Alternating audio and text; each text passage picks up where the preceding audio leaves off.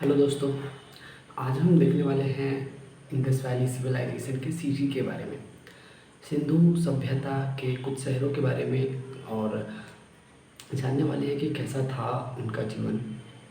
तो देखते हैं, चलिए शुरू करते हैं। सिंधु सभ्यता, मैंने पहले बताया हुआ है कि उनका एरिया 13 लाख स्क्वायर किलोमीटर में था और वह एक ट्रायंगल के आकार में था।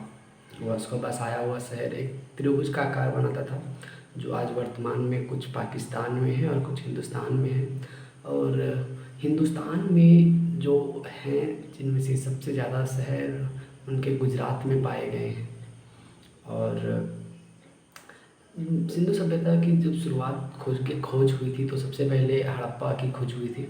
तो इसे हड़प्पा की सभ्यता भी कहते हैं, जो आज वर्तमान पाकिस्तान में है। और उस समय की टेक्नोलॉजी तो आज की जैसी नहीं थी कि इतने गैजेट्स नहीं थे, इंटरनेट नहीं थी, मगर वो आधुनिक था। उस समय के हिसाब से वह दुनिया का आधुनिक शहर था, पहला नगरीयकरण शहर था, क्योंकि वहाँ की सड़कें साफ़ चौड़ी और पूरब की और पश्चिम की दिशा में होती थी, ताकि हवा के कारण वहाँ की सड़कें साफ़ हो जाती थी स्वतः। और दुनिया का पहला वहाँ पर मृदहान पाया गया था, मन का और चाक, कुम्हार का चाक पाया गया था, जिससे अंदाज़ा लगाया जाता है कि वहाँ के लोग भी काफ़ी आधुनिक थे। क्योंकि लोग आधुनिक थे, इसलिए तो शहर को आधुनिक बसाया गया।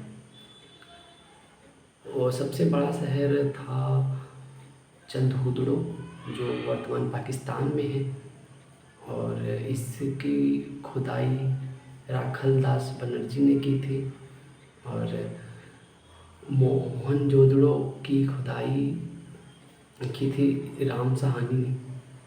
और एक और है मोहनजोदड़ो, यह सबसे बड़ा शहर है। और चंदहुदड़ो है वहाँ का एक ऐसा शहर, औद्योगिक शहर कह सकते हैं, क्योंकि वहाँ बहुत से मेकअप सामग्री और बहुत से चूड़ी, ईंट वगैरह मिली थी।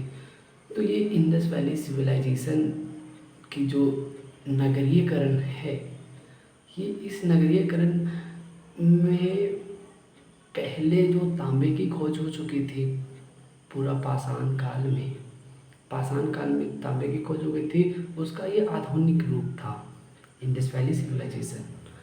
और यह समय जब चल रहा था, तो इसमें 4 वर्ग में लोग आज भी बटे हुए थे।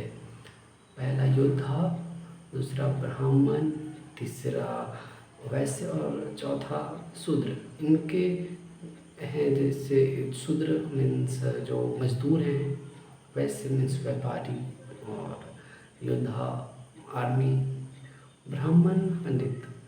तो ये इस समय लोहे की खोज हुई नहीं थी, तो इस समय का जो समाज था वो काफ़ी शांत था, प्राकृतिक था।